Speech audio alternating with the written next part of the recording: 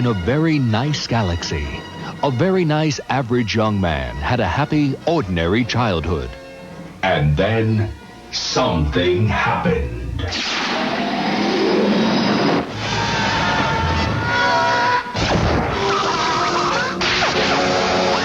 Part of movies is not showing things the way they are. It's showing them the way you'd like them to be. That's the fantasy of it. And does your heart sink when you put in front of an audience and they sit there like lumps? Yeah. Having a preview of your movie for the first time is worse than a first date. I mean, it's really intense. There's nothing worse than a first date. Okay. I mean, it's just, because everything you worked on for years, many millions of dollars, everything is at stake. 1, 2, 3 o'clock, 4. But you don't have to spend a lot of time worrying about George Lucas. So far, he's directed, written, or produced a lot of America's top-grossing movies. Hits that have financed a bucolic kingdom in the hills outside San Francisco. This is the sort of outgrowth of a frustrated architect that ends up with more money than he needs. Is this a boy's idea of paradise? In a way it is. I need a rural environment in which to work. I get my best ideas being able to walk around and enjoy myself. Skywalker Ranch looks like a kinder, gentler Falcon Crest, but every one of these doors conceals an Alice in Wonderland world of fantasy. Just as Lucas's friendly face conceals the universe within, an imagination inhabited by the hairiest, cuddliest, slimiest, ugliest things you've ever seen. These are the people who bring all those creatures to life. The unit is called Industrial Light and Magic, and they're the reigning masters of special effects. You can see their handiwork not only in Lucas's films, but how about that train in Out of Africa? It was, in fact, a toy train. Or the Statue of Liberty in Ghostbusters 2. And here's something you haven't seen yet.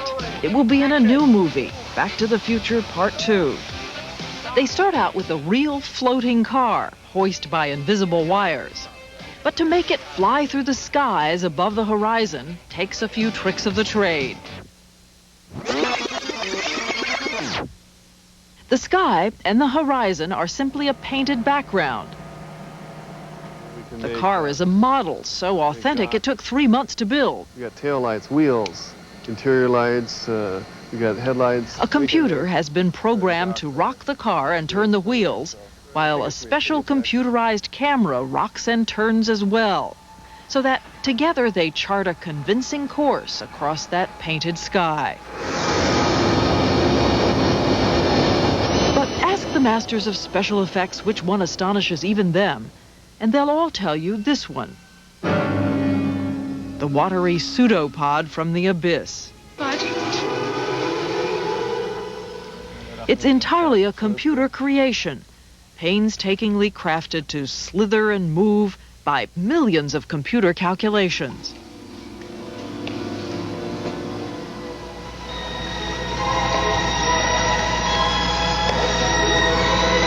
It's trying to communicate. Lucas believes what communicates and thrills on the movie screen can be used to communicate and teach in the classroom.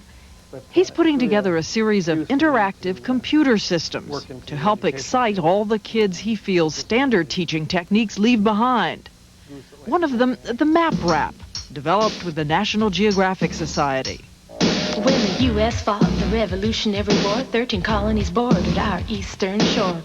Lucas says kids who are used to interaction will learn much faster this way than by books alone, including a kid the system never reached decades ago. Would this have got the young George Lucas out of his D's and C's? I think so. Really? Quite frankly, yeah. I had a lot of friends, and I was interested in cars. Did you really ride around gunning the motor with Vaseline on your hair and looking tough? Ooh, right? Well, I don't know it looked that tough, but it was definitely a way of spending one's life. Lucas took those memories of adolescence in the tranquil 50s and early 60s and turned them into a coming-of-age classic, American Graffiti, a film that launched a generation of young actors. How'd you like to ride around with me for a while? I'm sorry, I can't. I'm going steady. And we're the only culture that mates in cars. It's a very American kind of thing. Did you get girls? Yeah, in the 50s? I did. It's So not is- enough. But I don't think there ever is enough when you're 16. It was innocent, wasn't it? Well, it's an innocent movie. They were innocent times. The film is about innocence. In some ways, Lucas is still trying to recapture that innocence for all the kids who have grown up without it, whose parents got lost in the ambivalence and cynicism of the 60s. His Star Wars trilogy was a series of carefully crafted myths about friendship, loyalty, and the way we choose the kind of person we're going to be.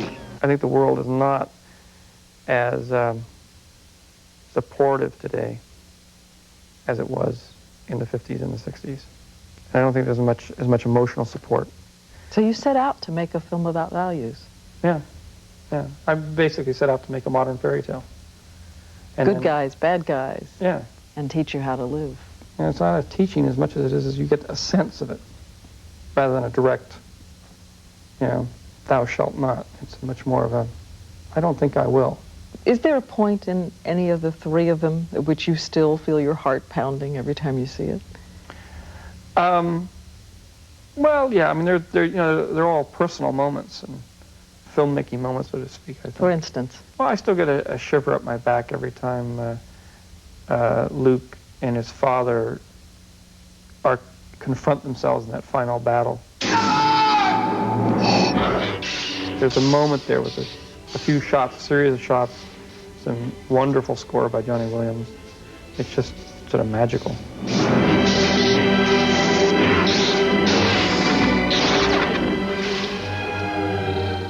This takes us behind the final door in the kingdom of George Lucas, where another one of his wizards is at work, the Wizard of Sound, Ben Burtt.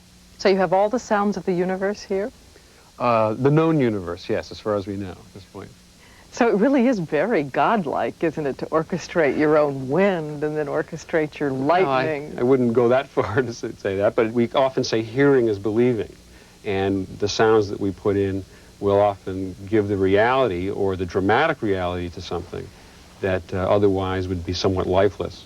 Lucas is such a sound perfectionist, he's even going door to door, selling his own system, THX, to individual theaters, so that the audience can hear every carefully programmed rattle and squeal. Oh, rats. Show me. Well, we have a scene with rats in this film, and Indiana Jones encounters thousands of rats in the sewers under Venice. Of course, we had real rats here, but they didn't really vocalize. But people have an idea that rats do make a sound. Well, rats do make sounds, but when you get 2,000 rats together, they're pretty quiet. I guess they're content. But what we wanted to do is create a sense of rat gibberish, rat chatter that sounded threatening and maybe somewhat slimy. One of the things which ended up being used principally was, in fact, this sound. Now, that's actually a chicken riot recorded with a group of chickens, but you play on the upper scale here.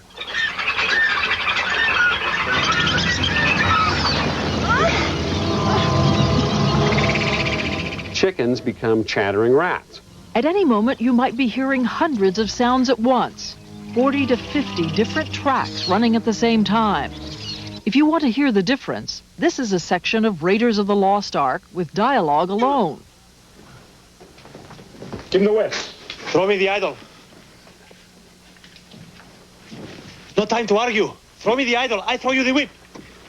Give me the whip. Adios, senor.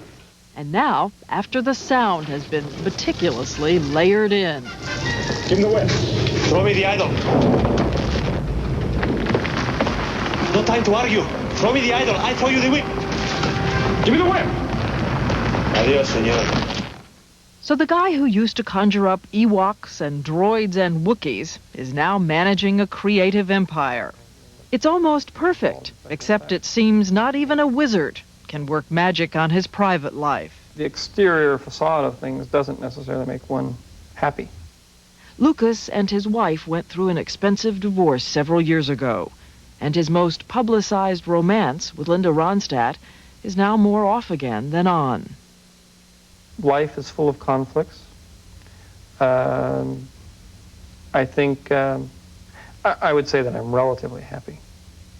What would make it perfect? Well, I don't know. I guess I got 2 wonderful little girls, which are the most important thing to me. I'd love to have a wife. That's always an issue. I'd like to share my life with somebody. But haven't found and it? No, life is not always as easy as one would hope.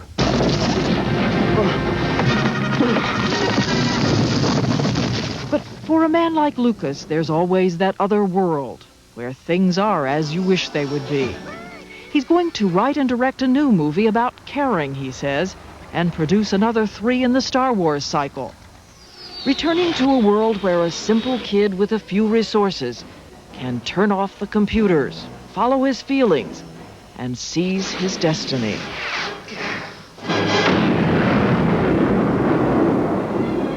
Do you still believe that you can turn off the computer and trust your feelings? Yeah, I do. And for you, right now, if you turned off the computers and trusted your feelings, what would you be doing? This? Yeah.